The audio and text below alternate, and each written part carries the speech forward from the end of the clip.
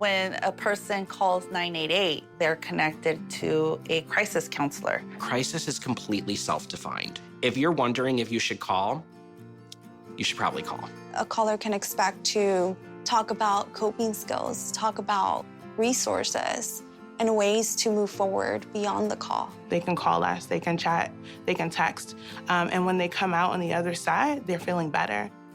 Call or text 988 or chat 988lifeline.org.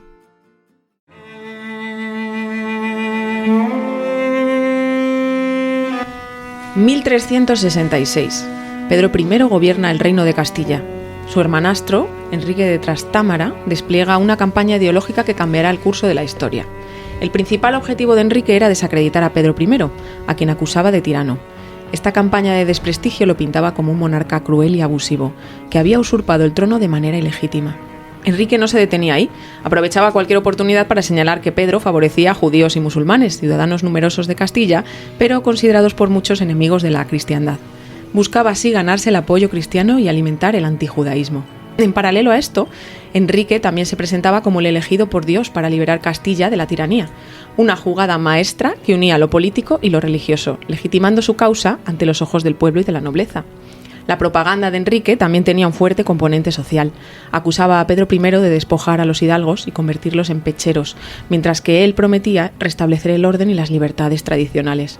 Una promesa irresistible para la nobleza.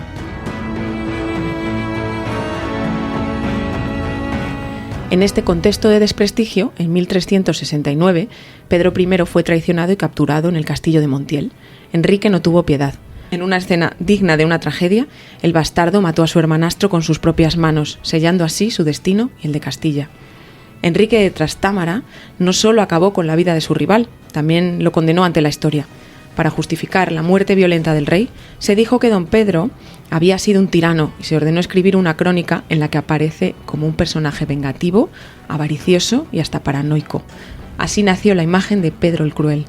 Quienes por el contrario piensan que el autor de la crónica mintió o manipuló la verdad, que don Pedro defendía a los débiles y castigó a los nobles y que fue un buen monarca traicionado por los suyos, se refieren a este como el justiciero. La propaganda de Enrique II había sido tan eficaz que después de Montiel apenas se mencionaba a Pedro I. Enrique se dedicó a consolidar su poder y a premiar a sus leales seguidores, estableciendo un nuevo orden en Castilla. Estás escuchando ¿Y lo sabes? Y hoy vamos a hablar del poder de la propaganda. Dentro cabecera.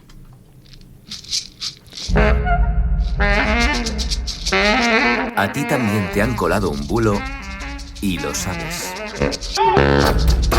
Hola, hola, ¿cómo estáis? ¿Cómo estáis? ¿Nos habéis echado de menos? Claro, Espero que sí. Pues yo vamos, o sea, nosotros mogollón. No, yo soy Marta Miranda y me acompaña como siempre aquí a mi lado Fran González. Hola Marta, ¿qué tal? ¿Cómo estáis? Y hola a todos. Pues sí, ya estamos de vuelta, ya había ganas de retomar con nuestros programas. Estamos aquí arrancando tercera temporada, que se dice pronto, pero tercera temporada, mucho orgullo. Y además esperamos que os guste. Pero bueno, mantenemos nuestra esencia, nuestra dinámica, nuestra intención de traer los temas interesantes. Muy bien. Bueno, he de decir, antes de empezar, que me da miedo subir este primer capítulo porque ha pasado una especie de poltergeist en nuestro podcast. Pero está muy bien. Que estamos muy contentos, pero no sabemos qué ha pasado porque el último capítulo que dejamos, que era sobre cine de comedia... Cine de comedia se ha disparado en escuchas en todas las plataformas. De repente, nuestra media que está como en 100, que bueno, no está mal teniendo en cuenta que no se le hemos contado casi a nuestros padres que estamos haciendo esto, ni a nadie, ni a familiares, pero de repente tenemos ahí un capítulo de 1000 escuchas que cada día que pasa sube y sube cada vez más exponencialmente. Y entonces, pues, bueno, ahora son 1000, igual cuando colguemos esto, que tenemos que editar. Serán 2000 ya. Entonces, no, me da mucha pena empezar temporada. Pero si nos apoyáis con eso, seguro que vamos a intentar batir el récord con cada uno que subamos. A mí me da la sensación de que la gente escucha el primero y dice, bueno, me están bien, pero tengo más que escuchar. Luego nos siguen, pero por favor, o sea, seguidnos, que somos muy majos. Aquí estamos para... Sí, claro. Para nos vamos a traer cosas. Historias muy chulas. O sea que... Pues nada, ya está. Después de este inciso que quería yo comentar, que tenía ahí yo la intríngulis, empezamos, ¿vale? En este primer capítulo... No tenemos experto, ya lo estáis viendo, bueno, los que nos veis en vídeo, pero bueno, la dinámica es la misma. Nos fijamos en un hilo de X sobre un tema que creemos que puede ser interesante y buscamos pues mucha información, la ordenamos y os la vamos contando pues a lo largo del programa. Tenemos nuestra cuenta de X, @y-lo-sabes, donde nos podéis preguntar lo que queráis, incluso proponernos temas o dejarnos vuestros comentarios sobre el programa, que nos gusta siempre mejorar, o sea que ahí estamos. Claro. Ahí o en cualquiera de las plataformas desde las que nos escuchéis. Que estamos en todas, ¿vale? O sea, también tenemos nuestro canal de YouTube, @y-lo-sabes, ahí nos podéis ver, que a lo mejor consideráis que es mejor no vernos, puede ser perfectamente, o sea, no hay ningún problema. Ya he hecho un poco la parte de cosas y ahora ya te dejo a ti hablar, Fran. Bueno, pues vamos a comenzar más y más dilación, ¿vale? Como ya sabéis, el programa va sobre el poder de la propaganda. A esta historia sobre Pedro I, que hemos contado al principio, inspirada en un hilo de @retohistórico, seguro que le habéis visto similitudes con cosas que están pasando actualmente. Y para que no os dé gato por liebre, pues aquí os vamos a contar más cositas sobre este tema, para que podamos estar atentos a los bulos, ya que estamos en un momento en el que la verdad es una opinión. Genial esa frase. Efectivamente, las guerras y los conflictos, pues como el de Palestina, Rusia con Putin en Ucrania, Siria, bueno, hay una parte de estas guerras que no se libra en los campos de batalla, ya lo sabemos todos, sino más bien en lo virtual. Campañas de desinformación Exacto. que pueden hacer ganar elecciones, personas que caen de gobiernos por bulos. Esto está ahora mismo a la orden del día. Y como hemos visto en el primer hilo, es de toda la vida. Lo que pasa es que, claro, con las redes sociales pues se amplifica. Y hoy pues vamos a comenzar con un hilo que nos habla pues un poco de 3 autores que vaticinaron cada uno a su manera sobre cómo iba a ser el futuro, el control de la sociedad en el futuro y un poco el momento en el que estamos inmersos, ahora. Un poco visionarios, distópicos a la par que visionarios, estos autores. Exacto.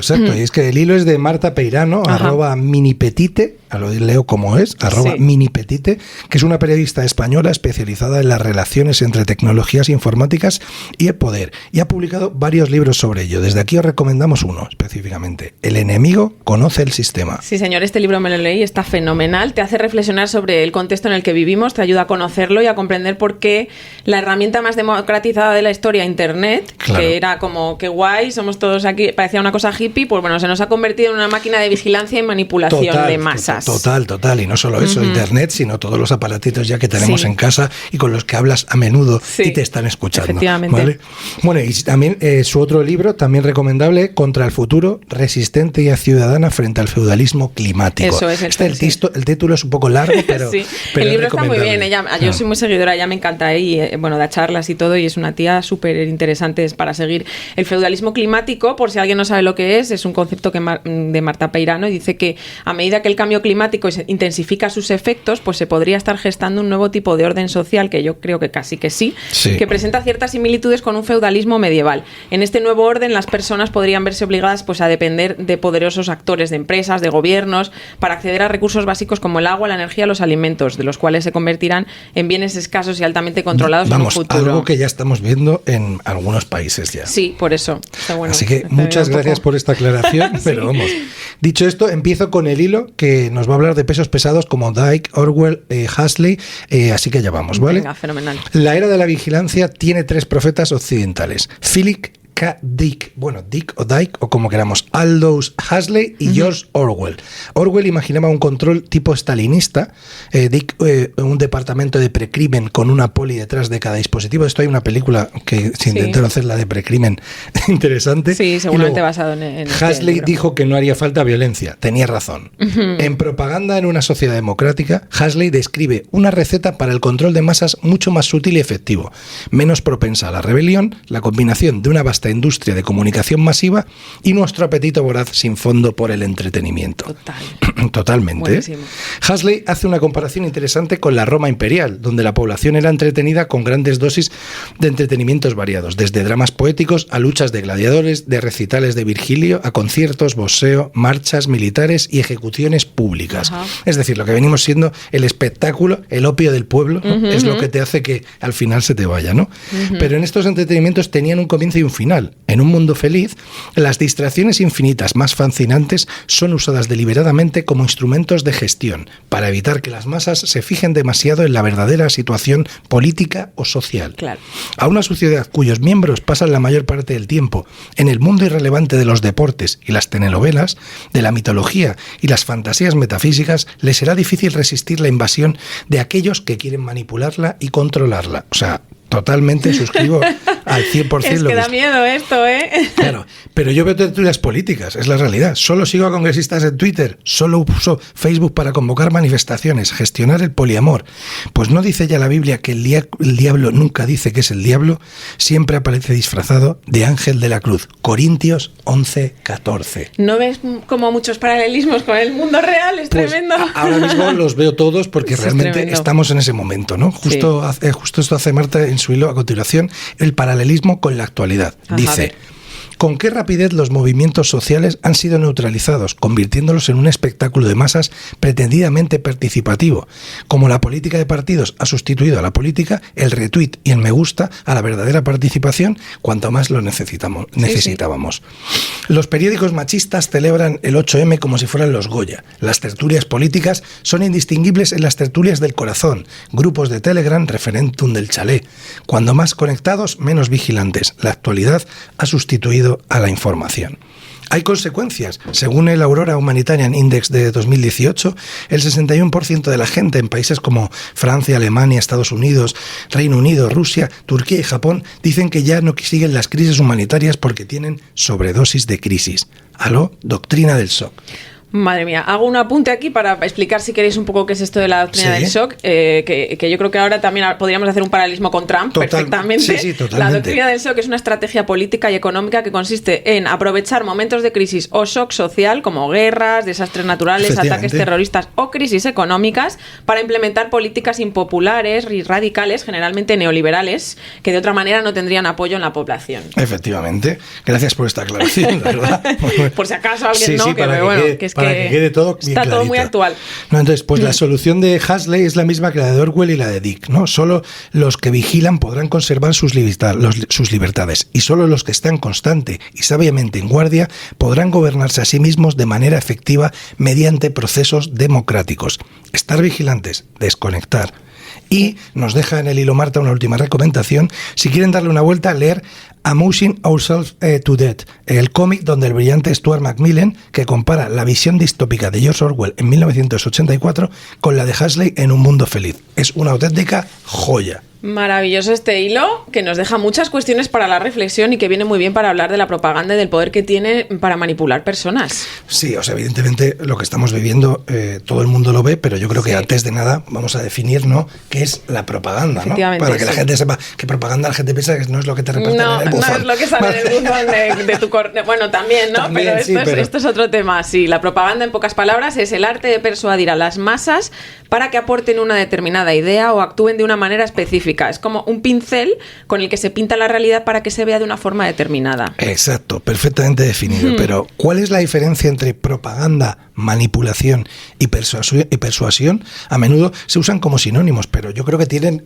matices distintos, ¿no? Efectivamente, sí. Mira, la persuasión es el acto de convencer a alguien de algo utilizando argumentos y razones. Es una herramienta que podemos usar todos los días, nosotros incluso a diario. Por Claro. ejemplo, para convencer a un amigo de ver una película. Fran, yo he visto una película que me ha encantado, Y te lo digo. y entonces Claro, te persuado, evidentemente, te la vendo. Y no lo haces además de forma muchas veces consciente, sino No. lo que quieres, como te ha fascinado a ti, intentas Sí. que el otro también tenga ese placer por ver eso o hacer eso. Pero puedes hacerlo, eso es para bien, quiero decir, Que- o para mal. que Te para puedo mal. persuadir para Y en venderte ese caso- unas acciones de una empresa que va a quebrar. Y en ese caso, ¿cómo se llama? La manipulación. Ajá. Por otro lado, pues implica la intención de engañar o controlar a alguien, a menudo utilizando información falsa o incompleta. Efectivamente, y la propaganda es una forma de manipulación a gran escala que utiliza técnicas como la simplificación, la repetición y la apelación a las emociones para influir en las opiniones y comportamientos de grandes grupos de personas. Efectivamente. Entonces, Ajá. vamos a hacer una pregunta. La lanzamos. Entonces, ¿la propaganda siempre es negativa? No necesariamente. La propaganda puede utilizarse con fines buenos o malos. Por ejemplo, durante una guerra, un país puede utilizar la propaganda para unir a su población y fomentar el patriotismo. Sin Claro. embargo, también puede utilizarse para difundir odio y discriminación. Muy cierto. Esto es lo que hemos visto en las últimas guerras muy claramente, en el conflicto entre Rusia y Ucrania, en el de Israel y Palestina. Ajá. Este tipo de informaciones forman parte de la estrategia de guerra de estas naciones. Y es importante recordar que la propaganda no siempre es obvia. A veces se camufla como información objetiva y puede ser muy difícil, que es lo que este es el gran problema, muy difícil de detectar. Efectivamente, Fran. ¿Qué te parece si hablamos de técnicas de propaganda y luego hablamos de algún caso concreto? Pues me parece estupendo. vamos a ver, así podemos ser más conscientes e identificar esos mensajes que intentan persuadirnos o manipularnos, ¿no? Pues mira, la propaganda ha evolucionado a lo largo de la historia, pero algunas técnicas siguen siendo efectivas, como por ejemplo la de simplificación, que ya hemos dicho, reducir las ideas complejas a conceptos simples y fáciles de entender, a menudo estereotipados.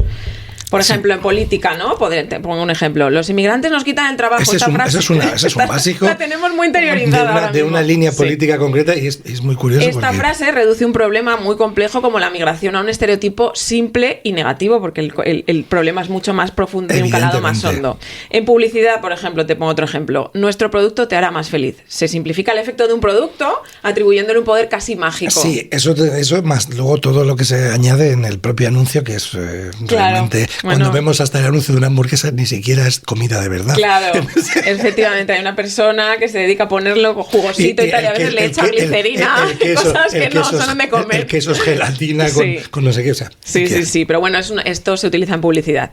Luego están los eslogans y los símbolos que se crean con frases cortas y pegadizas, así como imágenes icónicas que se quedan grabadas en la mente. Por ejemplo, en política, te pongo otro ejemplo. Make America Great Again, ¿te suena? Este eslogan corto y pegadizo evoca un sentimiento de nostalgia y promete un futuro mejor. Eso es muy americano. Me veo la bandera ahí en el Capitolio. Claro, efectivamente. Es como estamos en una crisis, pero ha simplificado todo lo que hay detrás para crearte un eslogan y seguir a esta persona.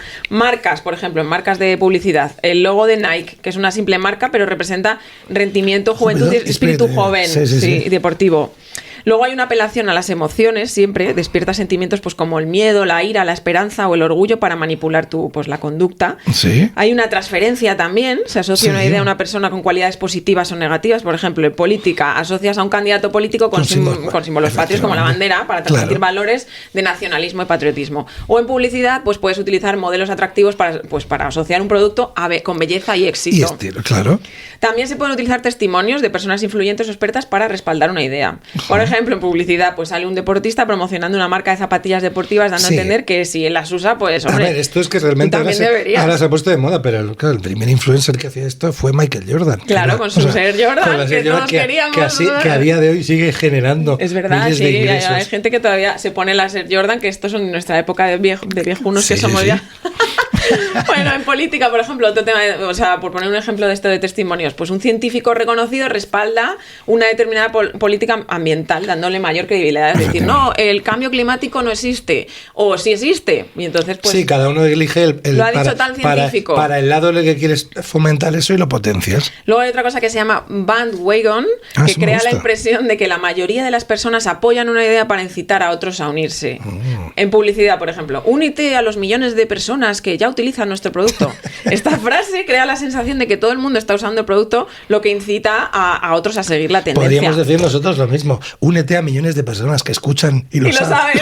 Nosotros somos un poco más sinceros, pero bueno, es cierto que claro, cuando te dicen, ostras, millones de personas y yo no estoy ahí, a mí esto me ha pasado. Claro. Yo no estoy ahí sí, que ya sabéis, no os perdéis el programa y seguirnos, no os quedéis fuera. Por ejemplo, el bandwagon con movimientos sociales. Pues todos somos feministas. Es un eslogan que busca generar una sensación de unidad y de pertenencia. ¿Vale? También existe la repetición, repetir un mensaje constantemente para que se quede grabado en la mente. Esto también lo vemos actualmente a todas lo puedes horas. Escuchar en la radio, en la tele, o sea, Te pongo un ejemplo, por ejemplo, de publicidad. Los jingles publicitarios que se repiten constantemente para quedar grabados en la mente del consumidor. Compramos tu coche, compramos tu coche, compramos tu casa. No voy a decir la marca, pero ya sabéis todos qué marca es. Sabéis, compramos tu coche. Porque sabe solo. Y ahora tenemos otra que es pollo. Eso es repetición. Pura y dura, o sea, esto es de libro. Entra así. Por ejemplo, en política, por los discursos políticos, que ahora los oímos muy repetidos, que suelen pues repetir ideas clave varias veces para enfatizar su importancia. Sí. Luego hay siempre una censura, se oculta información que pueda contradecir el mensaje principal. Por ejemplo, en regímenes autoritarios, los gobiernos autoritarios pues a menudo censuran noticias y opiniones críticas para controlar información y mantener el poder. Es que es así, eso es que evidente. Sí, o sea, la información es poder, no es una frase hecha así. No, tiene su aquel. En las empresas, por ejemplo, pues pueden censurar comentarios negativos en sus redes sociales pues para mantener una imagen positiva. También hay que decir que la propaganda funciona porque apela a aspectos profundos de la psicología humana, como, por ejemplo, la necesidad de pertenecer. Desde siempre se necesita pertenecer a un grupo. Exactamente. Las personas buscan sentirse pues parte de un grupo y la propaganda puede aprovechar este deseo para crear un sentido de comunidad. También el miedo, porque la propaganda a menudo utiliza el miedo para manipular a las personas y hacer que actúen pues de cierta manera. Si te estás diciendo que puedes se ir va a por acabar... ahí no porque sigas a eso, sino porque te dé miedo, Claro, de es decir, decir, a ver si va a ser verdad. Claro. Entonces, Es decir, el que se te miedo va a acabar hace- el trabajo porque te lo están quitando otros. Ostras, qué miedo, ¿no? Para mí, para mis hijos. Bueno, me estoy poniendo ejemplos que a lo mejor a alguien le suena. Simplicidad. Las personas prefieren explicaciones simples y fáciles de entender. Esto, igual yo entro aquí, ya te lo Sí, digo. sí, Lo sí. que hace que la propaganda sea atractiva. Y luego hay unos sesgos cognitivos. Los seres humanos tendemos a confirmar nuestras propias creencias y a descartar la información que las contradice. Lo que facilita pues que se propague un bulo. Es que es así. Y aquí es importante que hablemos Sí. de los medios de comunicación. Sí. Medios de comunicación que conocemos perfectamente porque, Sí, somos porque han usuarios sido todos. y son realmente herramientas fundamentales de esta para la propagación de ideas. A lo largo de la historia han desempeñado un papel clave en la formación de la opinión pública. Por supuesto. Los medios moldean la percepción de la realidad y pueden influir directamente en las decisiones de las personas. Esto está a la orden y del esto día. está así claro porque por eso mucha gente quiere meter de los políticos a gente en sus medios afines para Efectivamente. poder que la información que llega a la gente sea otra, ¿no? Efectivamente. La legitimación de poder. Los gobiernos utilizan a los medios para justificar sus acciones y construir su imagen positiva a torno de la gente que te está viendo. Esto lo vemos actualmente, o sea, quiero decir, de siempre, de toda la vida, Claro. televisión española, cuando hay un gobierno, Es hay una un cosa- equipo directivo, cuando hay otro gobierno, hay Claro. otro equipo directivo, es decir, es que es muy atractivo e interesante para un gobierno tener el control de un medio de es comunicación. que es desde siempre. O para una oposición O también, para lo mismo, oposición. efectivamente. Entonces, la difusión de ideologías. Los medios sirven como vehículos para difundir ideas políticas, también religiosas y culturales, ¿vale? O sea, eso lo tenemos que tener también así. Sí. Y luego, la manipulación de la información, a través de la selección de noticias, Ajá. la elección de palabras, Totalmente. la presentación de los hechos. Los medios pueden manipular la opinión pública a su antojo. Simplemente no hablando de un tema. Esto también Claro. pasa. Es decir, Omitiéndolo. si omites ese tema, Lo no escondes, existe, no ha ocurrido, efectivamente. no ha Entonces es pasado. una manera de, Sin bueno, hacer de nada. manipular. Es decir, ha ocurrido algo, supongamos, Efectivamente. un atentado en no sé dónde, y no interesa que eso, Sí. pues de eso no hablamos, y te hablamos de, Sí. o sea, hay- O en vez de ponerle una información de 1 minuto y medio a esa noticia, pues le pones una información cortita y rápida, Claro. que pase rápido. Entonces, bueno, estas son maneras de manipular. Bueno, también es importante, creo, hablar de las redes sociales. Hombre. Que han creado un nuevo campo de batalla para la propaganda. Hoy O sea, en día. imagina tener un megáfono que llega a millones de personas al instante. Ese es el poder de las redes sociales. Por eso es fundamental desarrollar un pensamiento crítico y aprender a identificar las técnicas de Claro, propaganda. efectivamente. Sí. Y lo más peligroso es que, a diferencia de los medios tradicionales, las redes sociales permiten una personalización de los mensajes. Los algoritmos estudian nuestros gustos, nuestras amistades y nuestras búsquedas para mostrarnos contenidos que nos resulte atractivo, incluso si es falso o engañoso. Que eso es lo Exacto. que tú al final dices, es que lo he visto ahí. ¿Has visto un vídeo? Pero ¿quién te dice que eso es verdad? Y más hoy en Exacto. día con la inteligencia artificial, Buah. que ya no sabes que es verdad. Esto que estáis oyendo igual no somos Marta ni No, yo. sí, que lo hemos grabado en vídeo. No decimos con esto que nos tengáis que ver, pero estamos grabados en vídeo.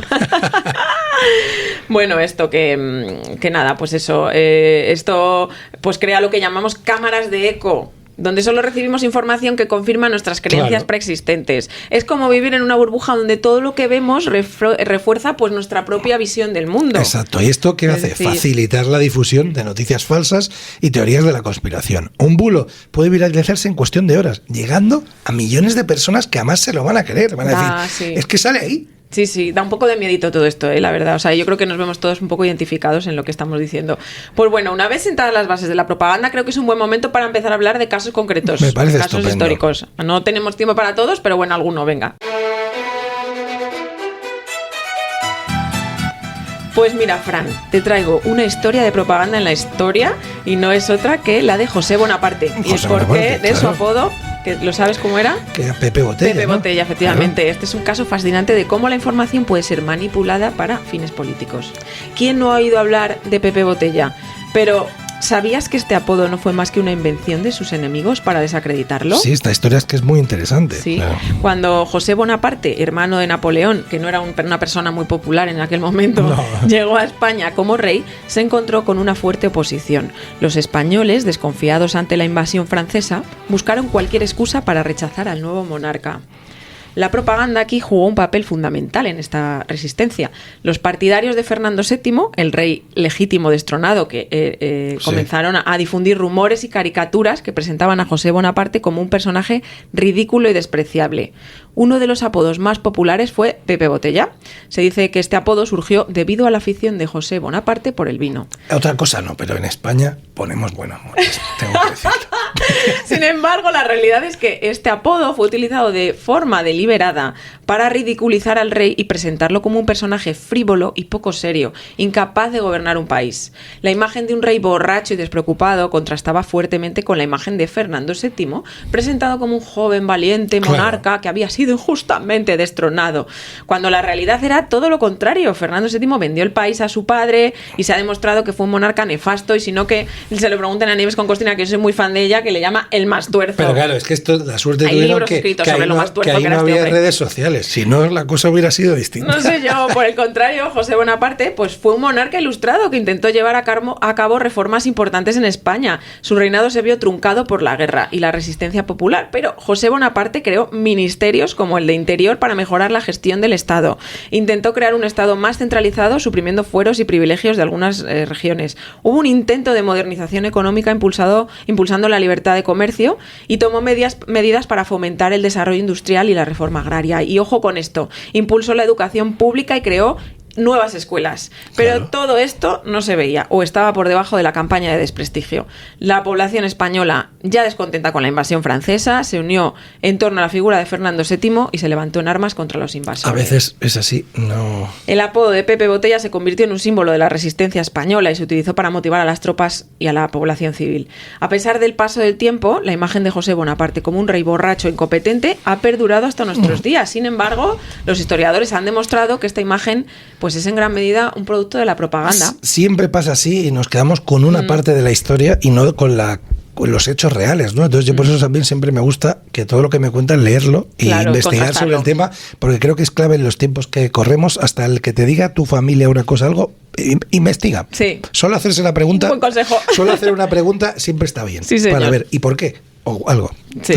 Entonces, con la historia de José Bonaparte y el apodo de Pepe Botella nos muestra el poder de la propaganda y cómo las palabras pueden ser utilizadas para manipular la opinión pública y cambiar el curso de la historia. Literal. Porque ¿qué hubiera sido si hubiera seguido gobernando? Sí, no lo sabemos.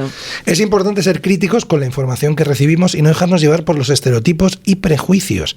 Pues Marta, creo que en este momento es momento de hablar de grandes bulos de la historia en los que la propaganda ha jugado un papel clave. Y como estamos hablando de propaganda, vamos a hablar de una persona que nos viene a todos a la cabeza y es un mítico en la historia más trágica del mundo, ¿no? Como Joseph Goebbels. Ya, desde luego. Voy a hablar concretamente de la invasión de Polonia, ¿vale? Vale.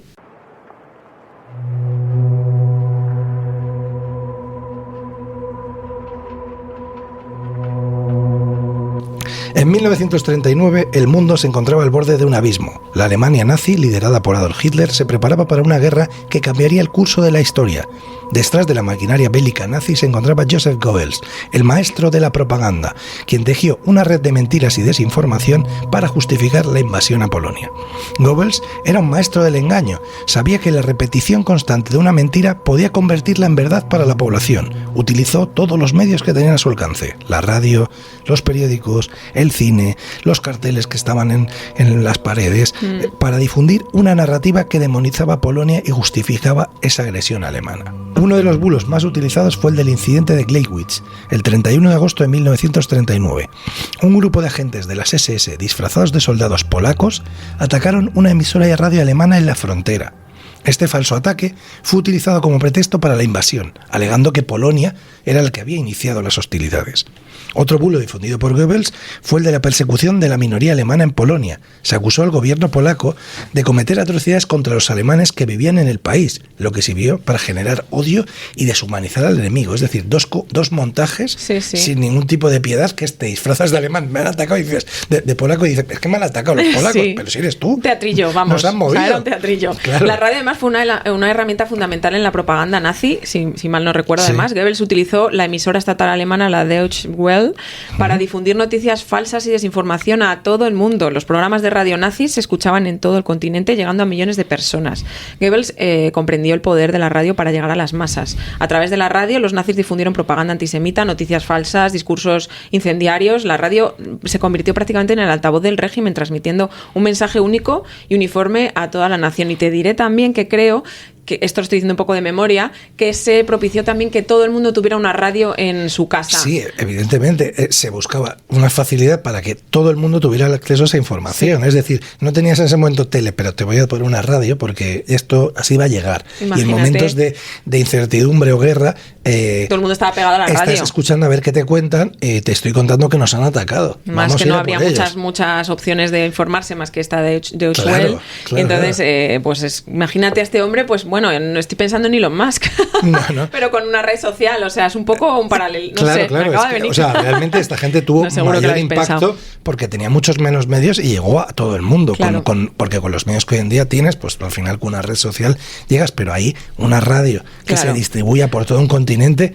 Pues es eso te digo, complicado, bueno, sí, por lo menos en Alemania, desde luego, ellos propiciaron que todo el mundo tuviera una radio para que pudiera llegar esa propaganda a cada casa. Bueno, pues vamos a hablar ahora del cine. El cine también fue utilizado como instrumento de propaganda, ¿no? Películas como Yud y El judío eterno difundían estereotipos antisemitas y demonizaban a los judíos como enemigos de la raza aria. Estas películas fueron proyectadas en toda Europa y crearon un clima de odio y xenofobia como no había habido antes. Fíjate. Leni Riefenstahl, lo he dicho bien, creo. Sí. Por ejemplo, fue una cineasta alemana que se convirtió en una de las figuras más importantes del cine nazi. Sí. Hitler la admiraba profundamente y le otorgó una gran libertad creativa para producir películas que glorificaban el régimen, ¿no? Sus obras más conocidas son El triunfo de la voluntad y Olimpia, ambas consideradas maestras del cine documental. Totalmente, estas las hemos estudiado en la universidad. Siempre, tú y yo, seguro, ¿ves? Yo son míticos, sí, yo también. Además me acuerdo de Olimpia concretamente, ¿no? ¿Ves? El triunfo de la voluntad. Esta película es una oda al poder del nazismo. Riefenstahl utiliza técnicas innovadoras como plano largo, cámara oculta y grandes masas de personas para crear una sensación de éxtasis y poderío.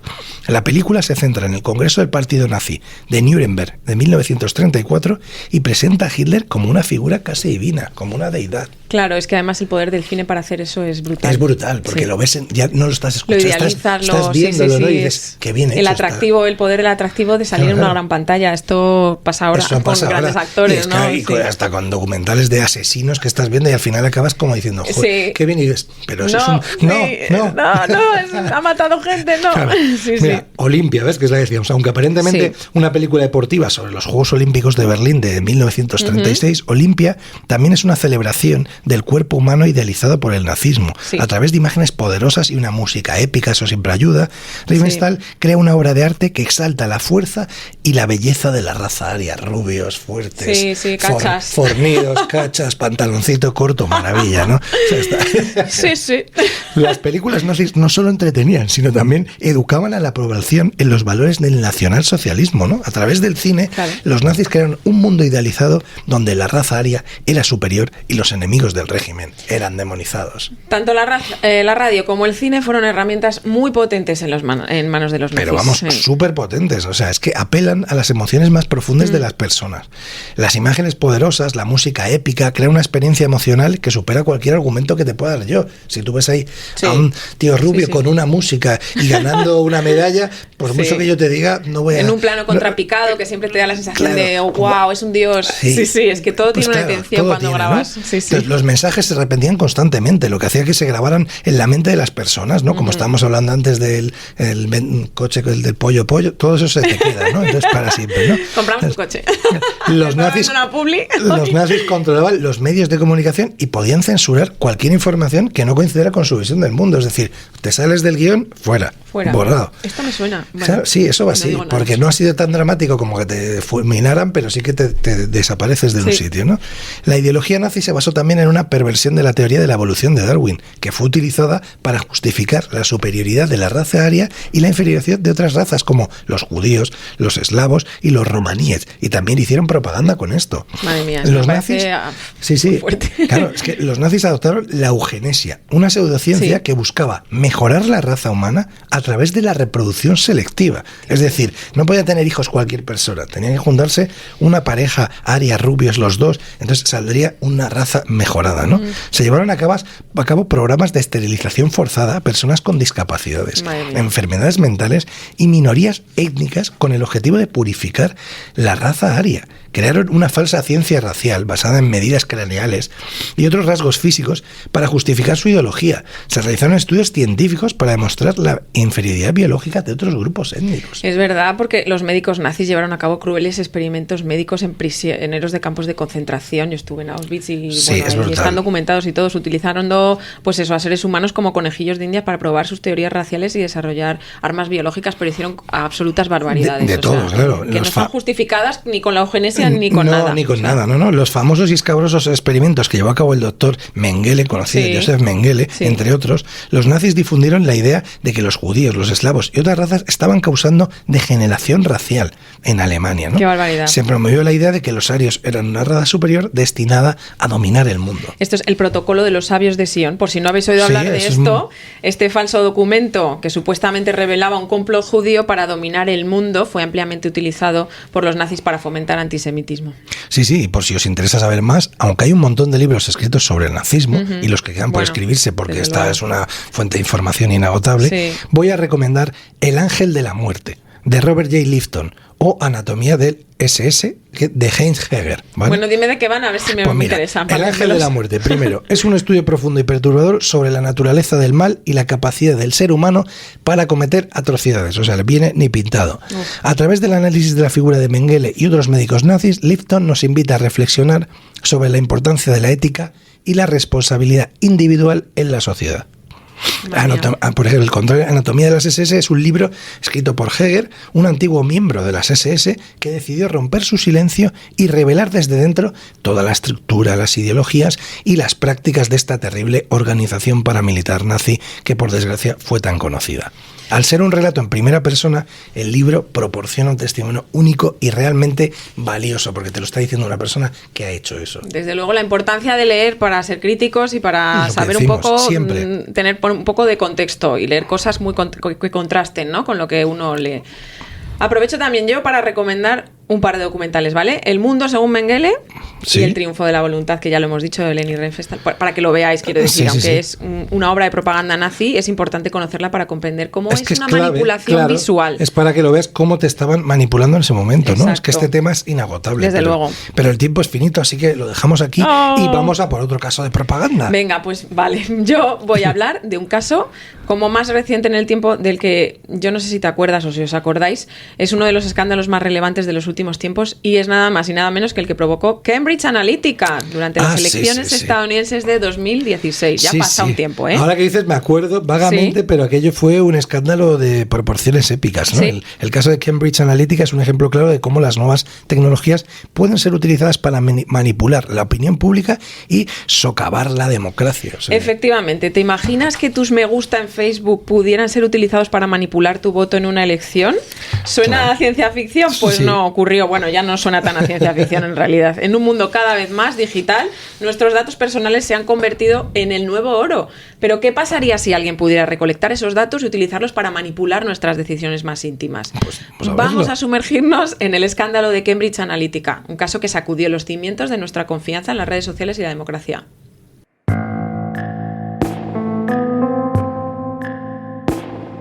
Cambridge Analytica se presentaba como una empresa de consultoría política con un enfoque innovador.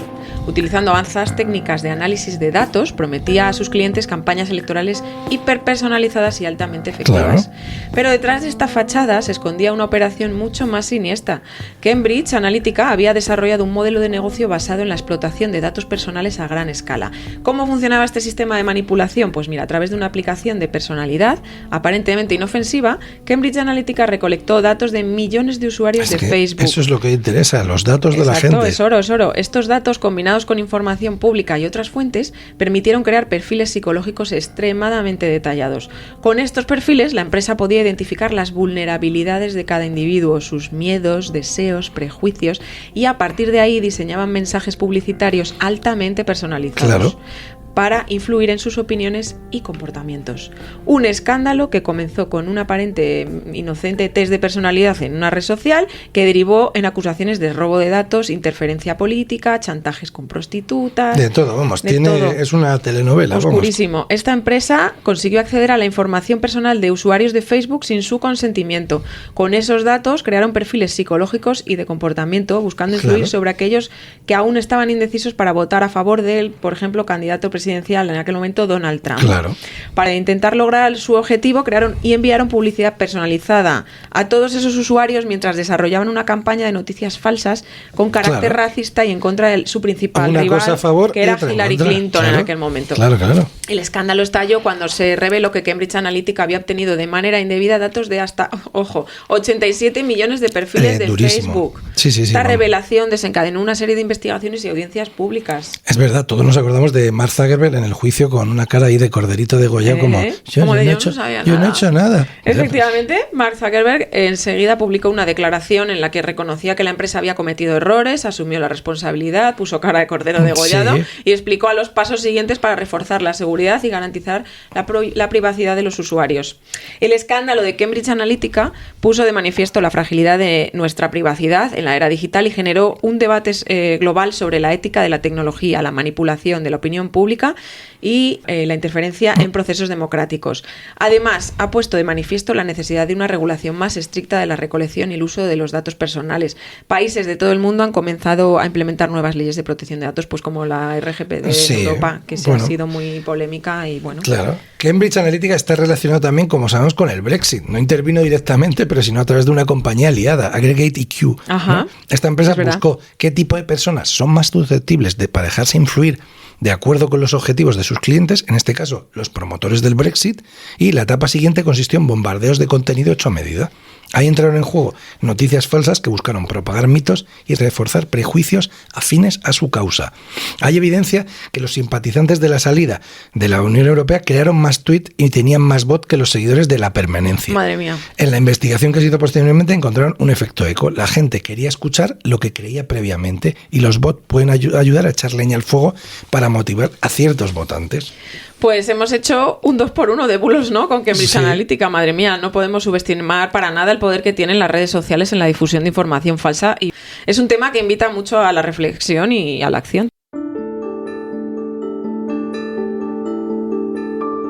Un virus, probablemente originado en Estados Unidos, se propagó por Europa, Asia y América rápidamente.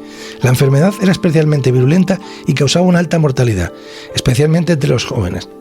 Hablas de la gripe española, ¿no? ¿Pero por qué se llamó gripe española? En realidad España no fue el epicentro de la pandemia, sino uno de los países menos afectados por la censura de guerra. Es cierto. Al no estar inmersa en el conflicto bélico, la prensa española pudo informar libremente sobre la enfermedad, dándole una mayor visibilidad a nivel internacional. Este hecho, unido a la rivalidad política de la época, hizo que otros países culparan a España de la pandemia. Qué fuerte. Y se ha quedado para siempre así, creando un estigma que perdura hasta nuestros días. Con el paso del tiempo, el mito de que la gripe española se originó en España se arraigó en la conciencia colectiva. A esto se sumaron teorías conspirativas y acusaciones infundadas que buscaban encontrar un culpable para esta tragedia. Se llegó a afirmar que la gripe española había sido creada en laboratorios con fines bélicos o que era una consecuencia de la vacunación. Estas teorías, aunque carentes de fundamento científico, encontraron un eco en la sociedad, buscando respuestas y culpables. Siempre que hay algo, hay que buscar quién ha sido, por qué ha sido. Sí. El bulo de la gripe española tuvo consecuencias duraderas para la imagen de España. Durante décadas, el país fue asociado con una enfermedad mortal, lo que afectó a su reputación internacional y a la autoestima de los españoles. Además, este mito sirvió como precedente para la propagación de bulos y teorías conspirativas en futuras pandemias, dificultando la respuesta coordinada ante crisis sanitarias. Afortunadamente, gracias a los avances de la ciencia y una investigación histórica más rigurosa, se ha podido desmentir el mito de la gripe española, aunque a mucha gente todavía le preguntas y piensa que fue aquí. Claro, porque si se llama gripe española, dices, piensas, no va a ser en Estados Unidos, se llamará gripe pues no americana. Va a ser, pues fue en Estados Unidos. Pues fue en Estados Unidos, es vuestra culpa, no la nuestra. Empezó ahí. Entonces, hoy sabemos que el virus se originó en Estados Unidos y que su nombre fue producto de circunstancias históricas y políticas y se han ido manteniendo en el tiempo, ¿no? Aunque esta historia ya es algo más conocida, pues además nos ha pillado con la pandemia, esto fue muy reciente que nos lo refrescaron, pues no ha habido manera de cambiarle el nombre a la gripe, sigue siendo gripe española, no gripe estadounidense. Y se va a quedar así para siempre, pues está en los libros y todo, es gripe española. No hay manera. Estos son los datos, suyas son las conclusiones. ¡Qué bonito! Bueno, pues aquí hemos llegado, ¿no, Marta? Oye. Bueno, ni tan mal, yo creo que hemos repasado algunos de los bulos de la historia. Hay muchísimos más, pero bueno, pues no nos da tiempo, siempre nos pasa. Muchísimos. Creo que nos hemos quedado, pero de momento yo creo que por lo menos tenemos una visión clara de qué es la propaganda y de cómo podemos ser manipulados y hemos puesto algunos ejemplos, o sea que está completito el programa. Si sacamos una conclusión, que es importante ser críticos con la información que recibimos, que estamos expuestos a muchos estímulos en nuestra vida diaria y que hay que hacer una criba y contrastar mucho las informaciones. Busquemos fuentes fiables, analizar bien el contenido y no caer en el clic en titulares llamativos y engañosos. Leer los artículos al completo, buscar otras perspectivas y utilizar herramientas que ayuden a verificar de verdad las noticias, ¿no? Eso es, la desinformación es un problema muy complejo, pero con un poco de escepticismo, de sentido crítico, podemos aprender a identificarla y evitarla. Claro. Bueno, pues no, nos vemos prontito, ¿no? Pues Esto muy prontito. no ha hecho nada más que empezar. No ha hecho nada más que empezar. Gracias nos vemos. por estar ahí, nos vemos. Un abrazo. A ver, y lo sabes. Joder, no nos ha salido. Bueno, venga. A lo último nos saldrá. Venga, adiós, te pilla por sorpresa.